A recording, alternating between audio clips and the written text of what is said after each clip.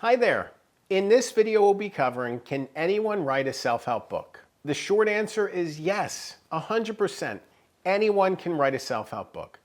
The longer answer is, well, you should have some experience and background in the thing that you're writing about. There are lots of ways that your experiences can benefit others, and ways to make your message unique as well. By the end of this video, you will learn why you are the perfect person to write a self-help book, how your experiences can benefit others, and why writing a unique book is crucial. And stay tuned until the end of the video for an opportunity I really think you're going to enjoy. Let's dive in.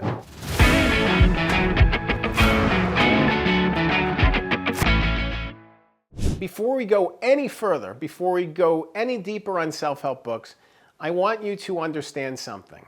You are the perfect person to write your book, to write a self-help book, to write a book that can benefit others. You know, I think of self-help books, inevitably I think about the Saturday Night Live character Stuart Smalley, played by Al Franken. He was in the early 90s, he was on a lot of episodes, and he had this saying at the end of his episodes, "I'm good enough, I'm smart enough, and doggone it, people like me," as he'd look into the mirror. And I think about that with self-help books, you know? Why is Stuart Smalley telling people self-help ideas and helping them with their life? You know, why can't you inevitably write a self-help book? You know, why can't you be the person? Just like Stuart Smalley, why can't you be the person to write that self-help book? Why can't your experiences be translated onto the page? Your experiences matter, your experiences mean something, and maybe somebody can learn from them. So don't doubt yourself, don't discourage yourself, don't look down on yourself. No matter what kind of life you've lived, somebody can learn something from it. There's inevitably some reason why somebody can learn something from it. It requires you to figure out why. It requires you why your story resonates, why it matters, and what lessons that you can impart. You know, we're all part of this human experience together. You know, and I think we have so much more in common than the divisions that divide us. And we really need to dig deep and think about how our story and how our lessons can help and benefit somebody else. But it's not enough just to say, okay, I'm writing a book, it's a self-help book, I'm going to help people.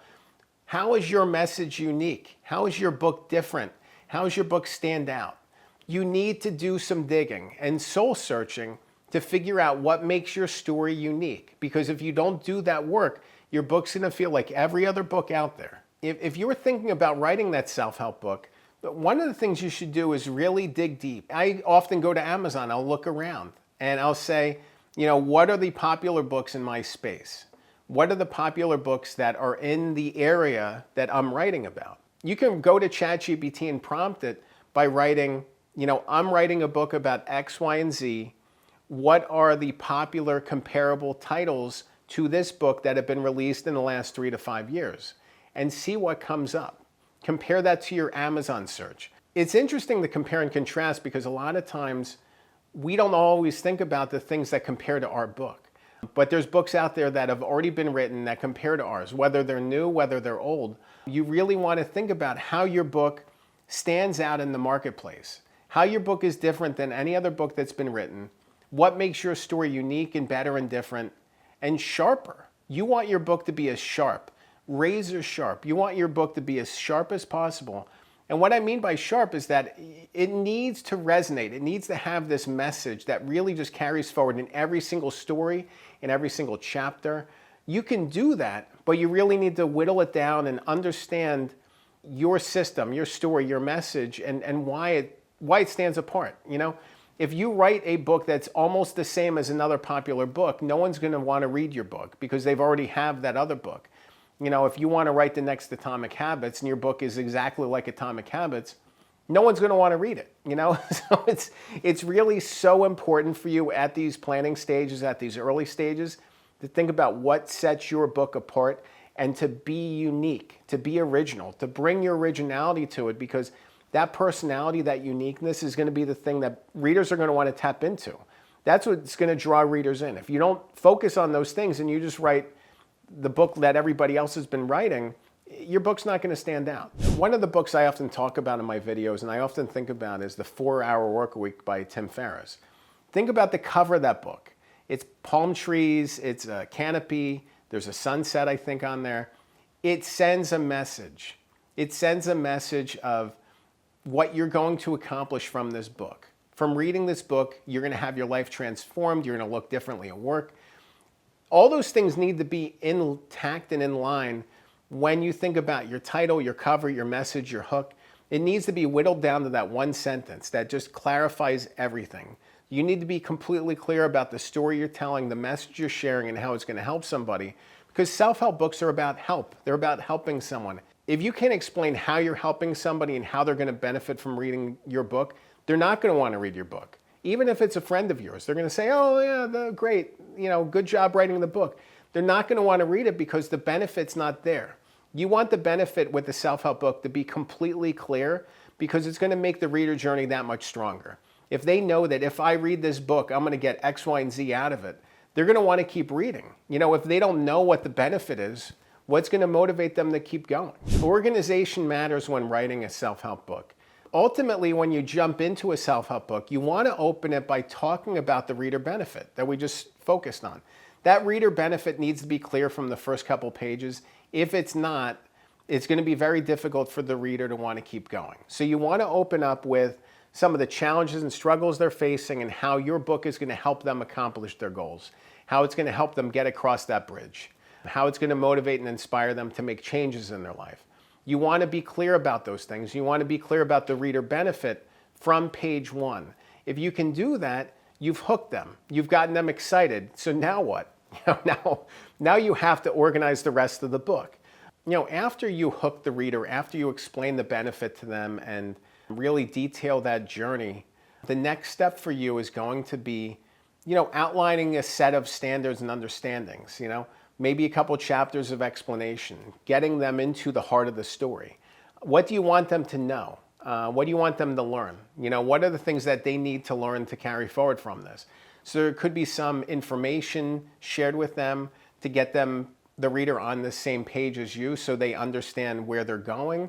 And then after that, you probably want to have some rules or elements or a step-by-step process. You want to have some process to help them get from where they are to where they need to be, to put the steps into practice.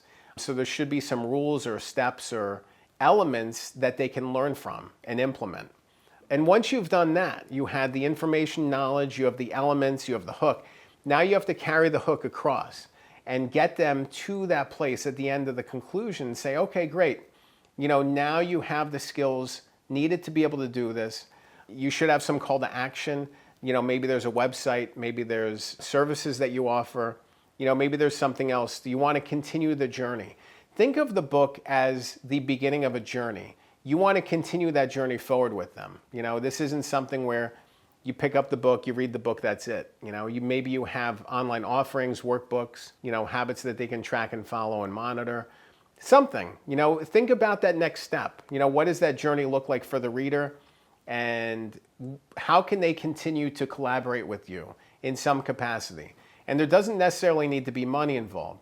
This is just about beginning a journey and taking a journey together. If you can do all of those things, you can write a great self-help book. If you can really tap into your message, if you can really tap into the steps that the reader needs to take to, instill this in themselves and carry this forward with them, that's a great self-help book.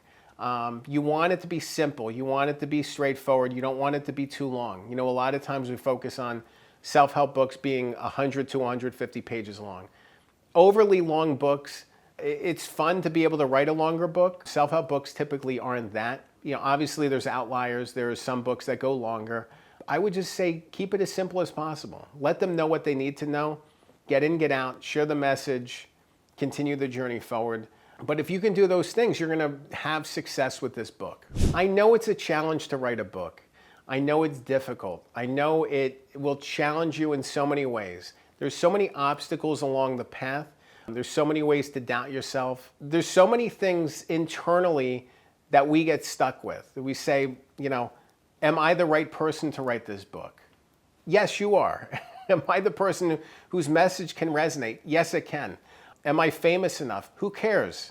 I think a lot of times people get hung up on fame as this element of book writing. And I want to dispel that. Just because you're famous doesn't mean you can write a good book And just because you're not famous doesn't mean you shouldn't write a book. I think you should write a book. No matter how successful you are, no matter how rich you are, no matter how famous you are, you should have a book. You should keep going with your book because you have a message to share that matters, that somebody could learn from, and you should really lean into that. You know, don't let outside external validation get in your way, and don't let people think that you're not good enough to write a book. Of course you're good enough to write a book.